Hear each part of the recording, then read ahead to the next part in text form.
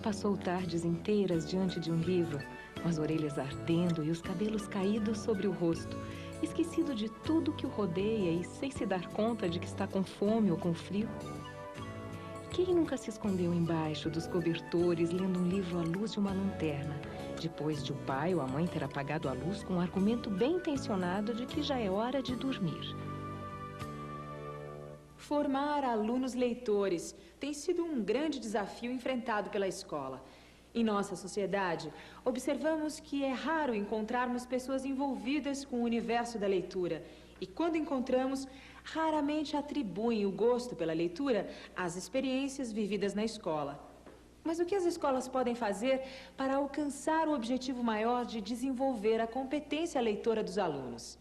Cabe a ela garantir a todos a capacidade de ler sem dificuldade diferentes gêneros e, principalmente, de aprender através da leitura, capacidade sem a qual toda a escolaridade posterior ficará comprometida.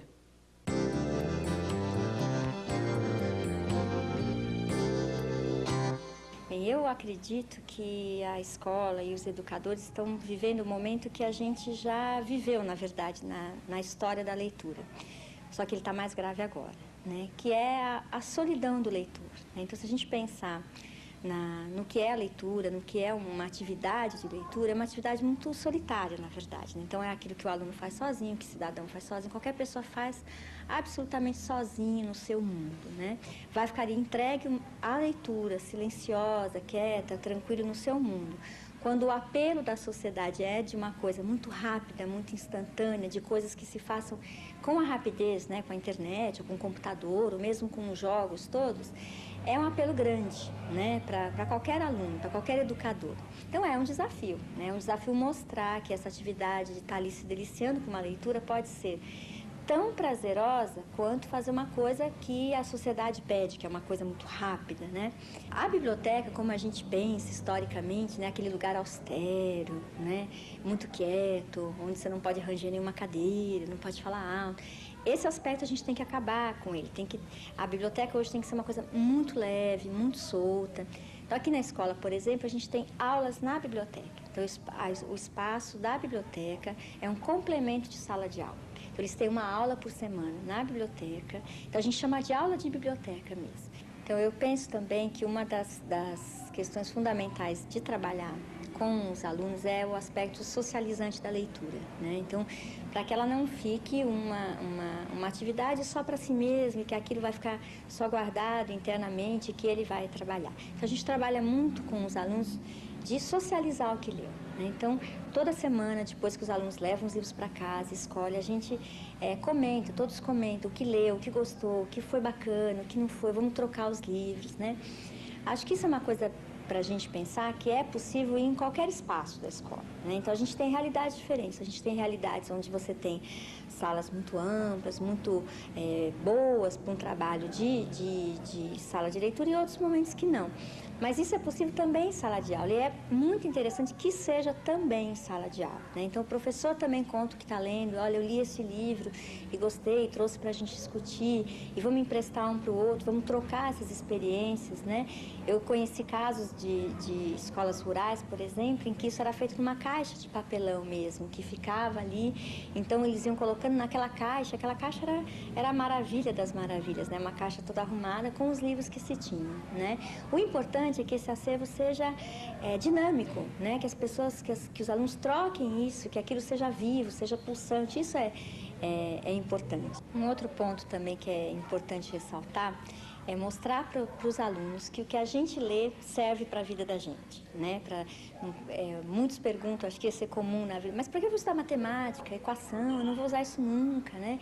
E aí fica lá o professor de matemática tentando mostrar para ele que aquilo serve para alguma coisa. Acho que a leitura tem um pouco dessa função, assim.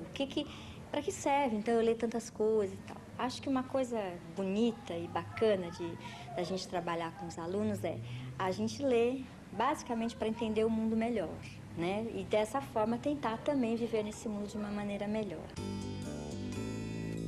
Garantir um lugar para os livros e outros textos impressos no espaço escolar pode ser o começo para formar bons leitores. Os livros com toda a sua diversidade de formas, tamanhos, espessuras e cores, devem marcar presença nas salas de aula ou na escola.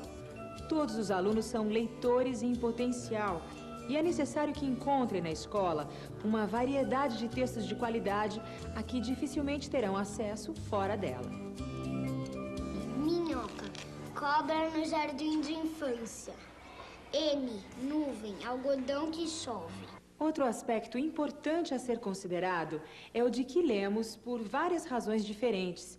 Lemos para nos divertir, para nos emocionar, lemos para aprender, lemos para buscar informações, enfim, lemos diversos textos de diversas formas, por diversas razões. É na situação de uso que os alunos podem atribuir sentido e significado ao que leem.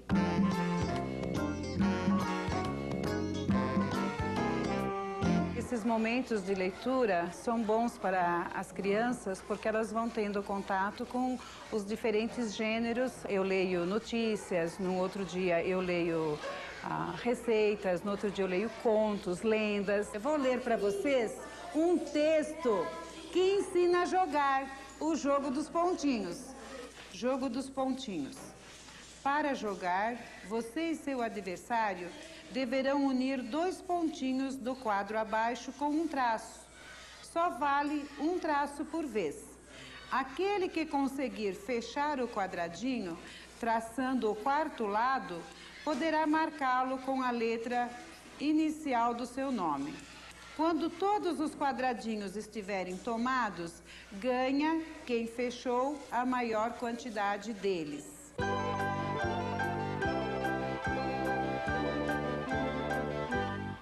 Produtos diferenciados para deficientes visuais. Para as pessoas cegas, né? Para a hora que elas forem no supermercado, elas conseguirem localizar o produto que elas querem. Já que não é amparado por uma legislação específica que assegure facilidades de compra e uso de produtos, o deficiente visual fica à mercê da boa vontade do mercado.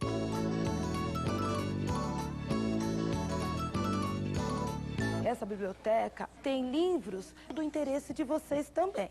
Além de livros, aqui nessa biblioteca também tem internet. Ele é um cachorro inglês, tipo origem. Vamos lá. Inglês, GL. Informar aos alunos sobre o assunto que será lido. Informar quem é o autor, situá-los no contexto. São procedimentos didáticos que garantem que os alunos antecipem acontecimentos, imaginem situações, acionando assim seus conhecimentos prévios.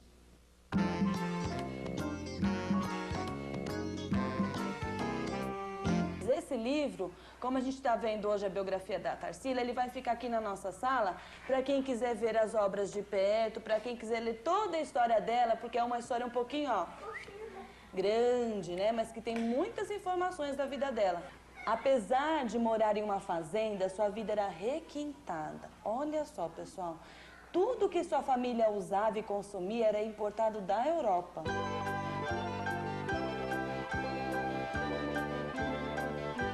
Hoje eu vou ler para vocês a história dos 3 porquinhos contada pelo lobo. Esse livro dos 3 porquinhos, será que é o mesmo que vocês conhecem? Na história que a gente conhece dos 3 porquinhos, eles fazem casa? É uma casa de pedra, uma casa de tijolo, uma de palha e outra de madeira. Tá, então os porquinhos construíram uma casa de palha, uma de madeira e uma de tijolos. E o que acontece com essas casas? As duas destroem. A de palha. Quem destrói? A de palha e a de madeira. O lobo destrói. De que maneira que ele destruiu a casa? Tá. E a de tijolos ele não consegue assoprar. Hoje eu trouxe para vocês a verdadeira história dos 3 porquinhos. Quem escreveu essa história não foram os porquinhos, foi o lobo. O lobo está contando pra gente o lado dele da história. Em todo mundo, as pessoas conhecem a história dos 3 porquinhos. Ou pelo menos acham que conhecem. Mas eu vou contar um segredo. Ninguém conhece a verdadeira história.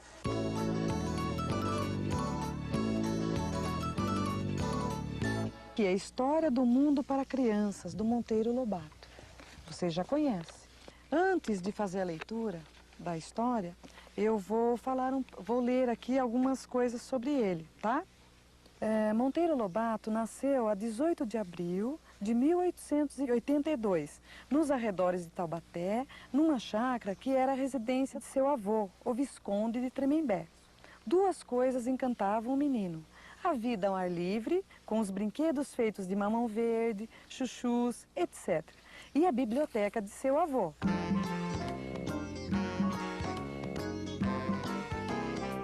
Hoje nós vamos conversar sobre folclore. Então, gostaria de saber de vocês, quem já sabe alguma coisa sobre folclore? As lendas. As lendas. E quais as lendas que você conhece? Lobisomem, curupira, saci, a mula sem cabeça, Iara. E de onde você sabe essas lendas? Eu li. Eu li. Ao participar de situações de leitura, os alunos terão a oportunidade de observar que o ato de ler vai muito além da simples decodificação. Poderão observar as características e procedimentos que fazem parte do comportamento leitor. Nas cenas a seguir, professores buscam momentos e espaços diferenciados em que possam ler para seus alunos.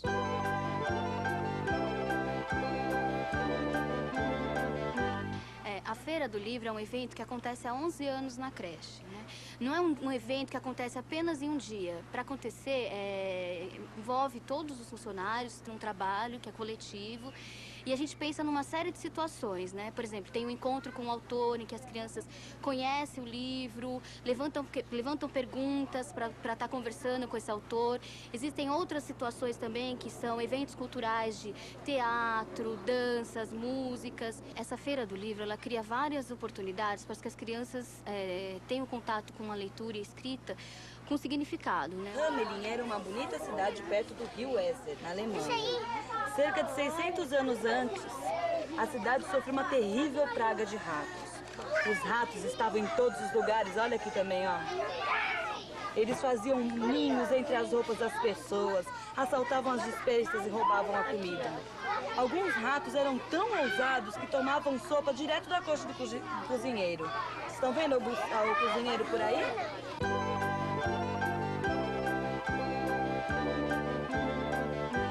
Bom, eu vou ler para vocês agora uma fábula de Monteiro Lobato, tá? Que se chama O Velho, o Menino e a Mulinha.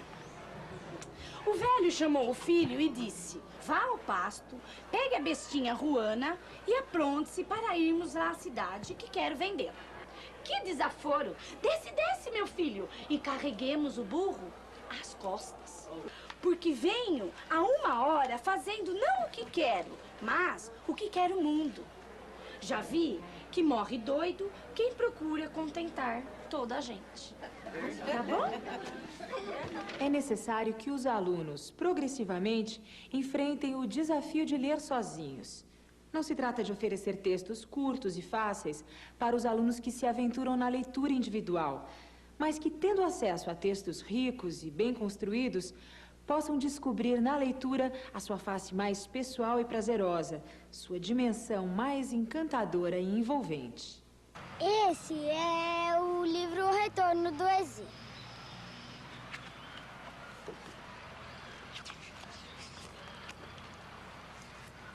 Esse livro conta a história de um curumim que ganhou o primeiro arco e flecha do seu pai. Aqui ele foi pra selva ver se pegava alguma coisa. E quando ele chegou perto do rio, ele viu um jabuti.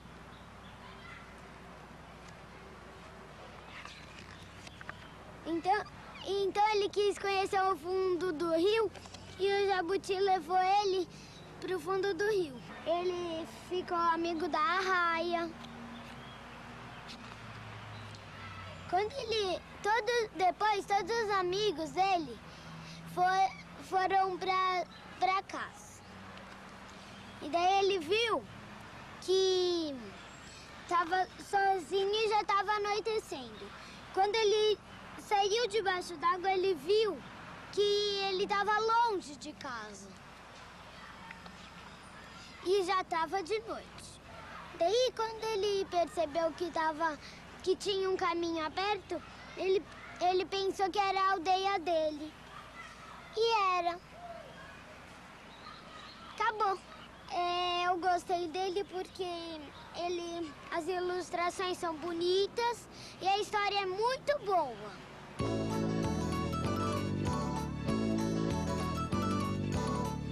As crianças levam para casa um livro, leem em casa com a família, depois eles voltam para a sala de aula contando o que leram, fazendo indicações desse livro. Wesley, vem aqui um pouquinho, porque o Wesley tem uma história interessante, porque ele não pegou o livro aqui na nossa biblioteca. Ele pegou o livro da sua casa, né, Wesley? Esse aqui é o livro que você já leu. Qual é o nome desse livro? A Bela Adormecida. E onde que estava esse livro, Wesley? De quem é esse livro? Da minha mãe. Da sua mãe? E quantas páginas tem esse livro? 666. Você demorou muito para ler, Wesley? Não. E hoje o Wesley está lendo... Qual é o nome do livro que você está lendo hoje? O Gerente Noturno. O Gerente Noturno? Quantas páginas tem esse livro? 672. No início, as crianças não tinham vontade nenhuma de ler, não gostavam de ler. E como eu mostrei para vocês, o Wesley, né, que é uma criança muito tímida, ele quase não faz indicação de livro nenhuma. E ele veio me mostrar o livro que ele tinha lido nas férias. Livro de 666 páginas, ele mostrou todo orgulhoso. Então, isso é eu acho que é uma compensação do meu trabalho. É preciso que se leia sempre e muito. A leitura não deve ser uma atividade ocasional, feita apenas quando sobra tempo, ou quando a classe está muito agitada, ou faltam muitos alunos. A leitura precisa ocupar o horário nobre da aula. É importante que os alunos percebam que ela faz parte da rotina do trabalho e que a regularidade seja garantida. Os alunos dão muita importância para aquilo que é bem ritualizado, bem rotineiro. Então, eles esperam com ansiedade a aula de educação física, que eles podem se soltar, fazer ginástica. Eles esperam com ansiedade o dia que tem uma excursão. Então, aquilo que está marcado, que é cumprido rigorosamente. Acho que a hora da leitura, ela segue o mesmo padrão, né? Ela não pode ser um momento em que, terminou a lição mais cedo, então vamos ler um pouquinho, né? Quer dizer, ela pode até vir nesse momento, mas não só nesse momento. Então, eu acredito que a roda de leitura, ou a aula de leitura, ou o momento da leitura, enfim, o nome que se dê, ele tem que estar colocado no cronograma da aula, né? Assim que o educador entra em sala de aula, quais são as tarefas de hoje? Bom, matemática, geografia, leitura, ela tem que ser rotinizada para que ela seja valorizada, né? Um outro aspecto importante é o que vamos ler, né? O que nós vamos adotar. Lembrar que existe uma diversidade grande. Os leitores gostam de aventura, outros gostam de romances, outros gostam de histórias engraçadas, não é? Então, um acervo rico, isso é importante, né? Escolher os livros, principalmente que se conheça algo. Acho que uma coisa muito ruim é quando o professor pega um livro qualquer da prateleira, da caixa, da sala de aula, nós vamos ler esse. E os alunos mas o que diz essa história? Eu não sei, mas olha, pela resenha do livro parece que é bom. Não que a gente queira obrigar os educadores a ler todos os livros que existem, né? Mas que tenha informações sobre ele, que saiba minimamente o que acontece, que saiba algo do autor, não é? Para ajudar a escolher. Acho que hoje a gente viveu nos últimos 10 anos um boom da literatura infantil, né? Então,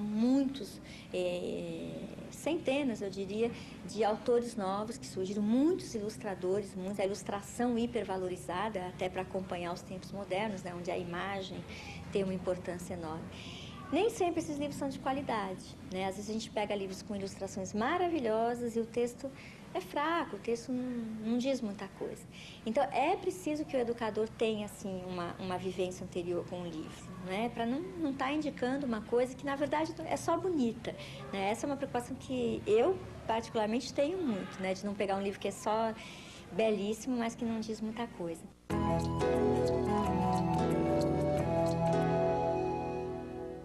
Todos os dias Eu tento garantir no início da aula um espaço para estar lendo alguma coisa com eles, para eles, né?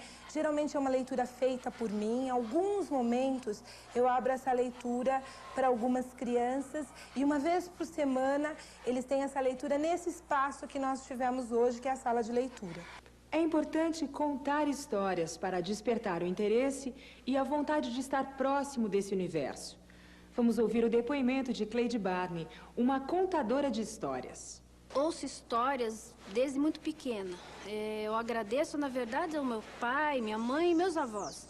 Eles liam história para mim. Eles, na verdade, eles não inventavam histórias. Principalmente meu avô.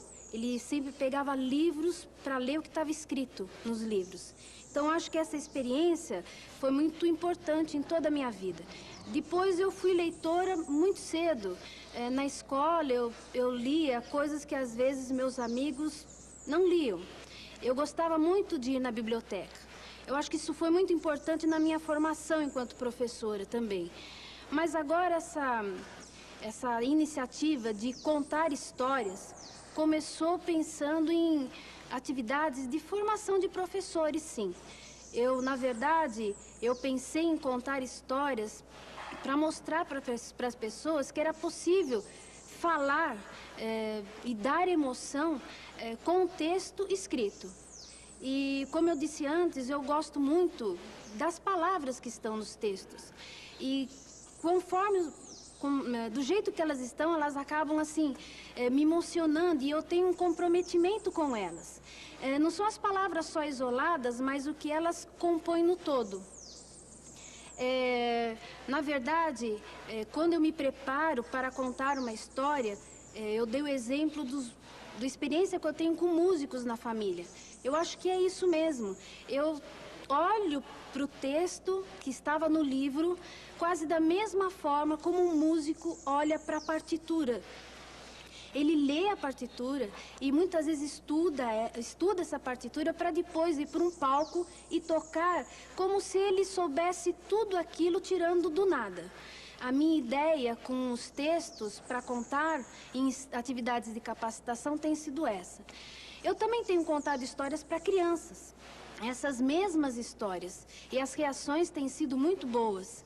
Assim como os professores, eles ficam fascinados. Eu tenho certeza que eles não estão fascinados pela minha pessoa, mas eles ficam fascinados pela história e pelas palavras que saem de uma pessoa que normalmente eles sabem não falaria daquele jeito.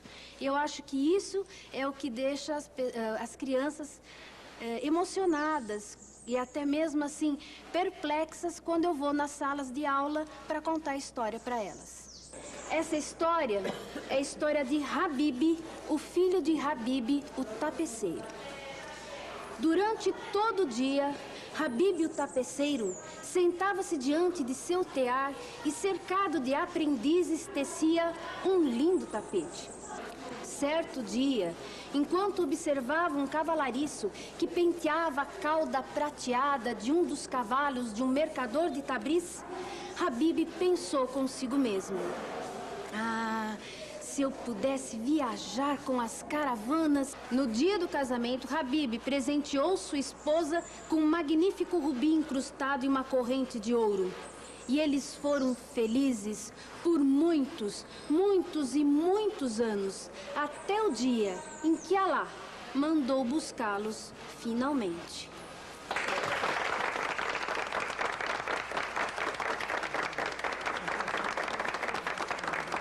Mas como possibilitar esse encontro entre a leitura e os alunos quando muitos professores não são de fato leitores? Vejam como este grupo de professoras da cidade de São Caetano do Sul está enfrentando a questão. Eu sou Elisângela, faço parte do grupo Prazer da Leitura. O nosso grupo se encontra uma vez por semana para fazermos uma leitura compartilhada. Primeiro começamos com os livros com a literatura infantil, porque era mais rápido e mais fácil de ser entendida. Depois começamos a escolher contos, porque queríamos mais informação, queríamos assim aprimorar nosso vocabulário. E isso tem mesmo acontecido. Nós já utilizamos até mesmo a linguagem do livro. Nós já lemos Negrinha do Monteiro Lobato e descobrimos o Machado de Assis. Lemos o Apólogo, Desejada Gente, o Enfermeiro, a Escola, a Missa do Galo, o Pai contra a Mãe e vários outros. Nós estamos tão preocupadas com a leitura que o barulho do local, o ir e vir de pessoas, não interfere de maneira nenhuma. Eu moro em Mauá, então para chegar até em casa eu dependo de trem e ônibus. E a minha leitura costuma acontecer dentro do trem.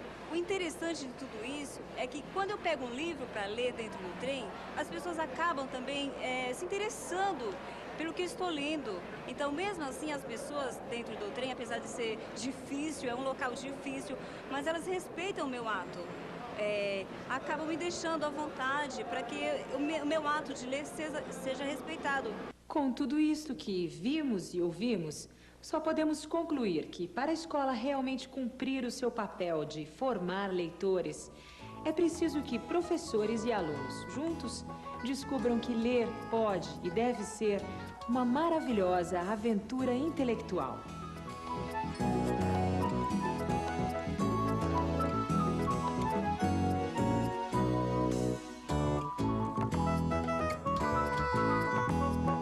O homem constrói casas porque está vivo, mas escreve livros porque é imortal.